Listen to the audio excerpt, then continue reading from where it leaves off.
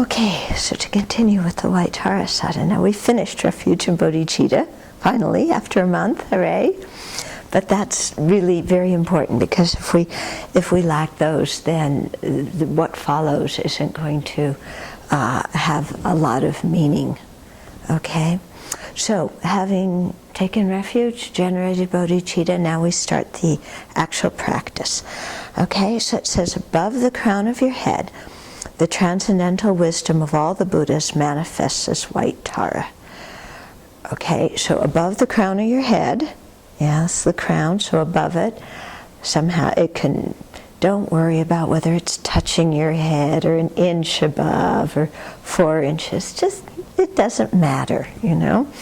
So the transcendental wisdom of all the Buddhas appears as Tara. In other words, Tara is not some person, you know, it's not Saint Tara or God Tara or something like this, but Tara is a symbolic representation, a symbolic manifestation of the transcendental wisdom that is shared by all of the Buddhas equally. Because anybody who is a Buddha has developed this kind of wisdom in their mind stream, as well as the compassion and so forth. So Tara is one manifestation of that wisdom. Okay, so she's on top of your head, facing the same direction as you are. Okay, her body is in the nature of radiant white light.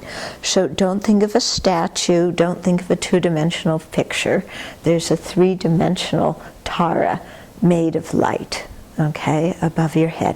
One face, 2 arms, her right hand is on her knee in the gesture of granting supreme realization. So the palm is out, okay, and her left hand at her heart holds the stem of an Upala flower. So between her ring finger and her thumb in her left hand, which is at her heart, there's the stem of the Upala flower that blossoms near her left ear. Okay, and she's youthful, very beautiful, and seated in the Vajra posture. So the Vajra posture is the right leg on the left leg on the right thigh, and then the right leg on the left thigh. Some people call that the lotus position, but it's actually the Vajra position. Okay, so she's seated like that. She has all the signs and marks of a Buddha. Okay, so anybody who is a Buddha, and this comes from ancient Indian culture, it was adapted from ancient India, that there's certain great people who are, you know, special Bhagavans, who are spiritually realized, and so they all have 32 major signs, like the crown protrusion on their head, the curl here, the way their teeth are arranged, the long ear lobes, different things like that. So they have 80 marks, 32 marks and 80 signs. Okay, and so all of these are, they get these by accumulating certain types of merit. Okay, so this is explained in the Abbey Samaya Alankara in the Ornament of Clear Realizations. Don't worry about spelling the name of the text, just put Ornament of Clear Realizations. And you know, it explains what kind of karma you do to get these certain physical marks. Okay, and so Tara has all of these signs and marks, and she also has 7 eyes.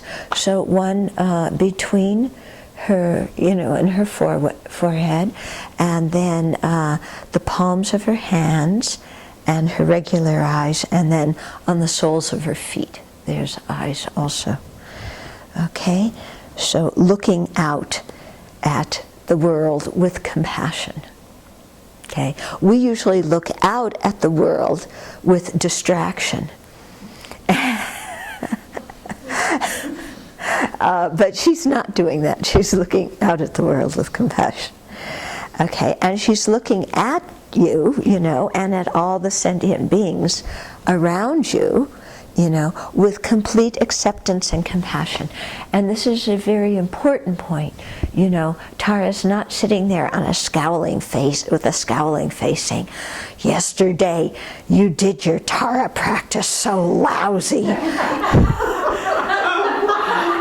I didn't want to come today because your visualization of me was so crummy yesterday.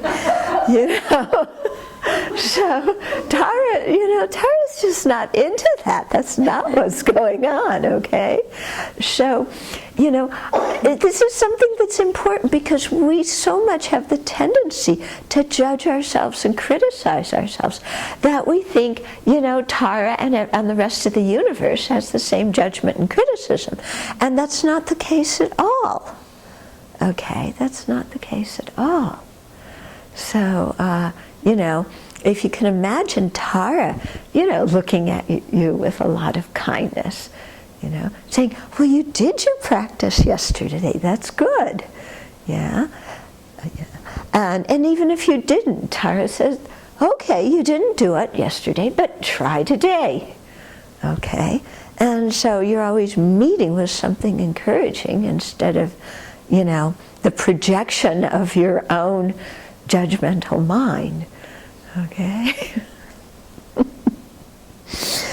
Yeah. So she's looking at you like that. She's also looking at all the other sentient beings like that. Okay. So the person who you can't stand, Tara's looking at that person with compassion.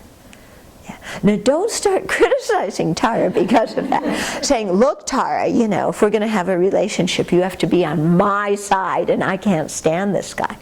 The way you have a relationship with Tara is very different than ordinary relationships. Okay, you don't demand that Tara's being on your side.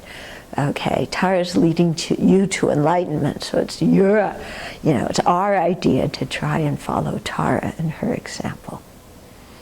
Okay, so start with that as the visualization.